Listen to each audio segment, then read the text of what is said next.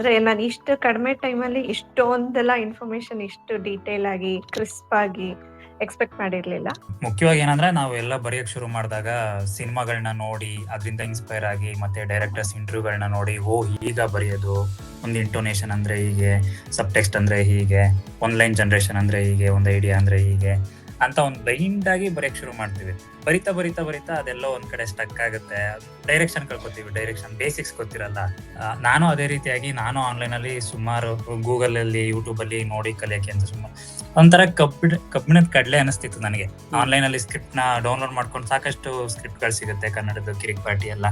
ಆ ಸ್ಕ್ರಿಪ್ಟ್ ಅದು ವಿಜುವಲ್ ಅದು ಇಂಪ್ರೆಷನ್ ನೋಡಿದ ತಕ್ಷಣ ಕಷ್ಟ ಏನೋ, ಈ ಫಾರ್ಮ್ಯಾಟ್ ಅಲ್ಲಿ ಬರೆಯೋದು ತುಂಬಾ ಕಷ್ಟ ಏನೋ ಅಂತ ಅನ್ಸೋದು.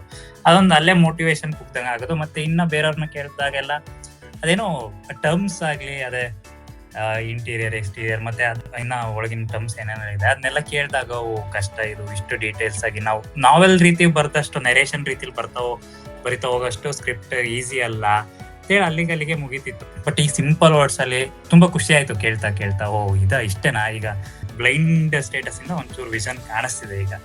ಹೆಲ್ಪ್ ಆಯ್ತು, ತುಂಬಾ ಹೆಲ್ಪ್ ಆಯ್ತು ಸರ್.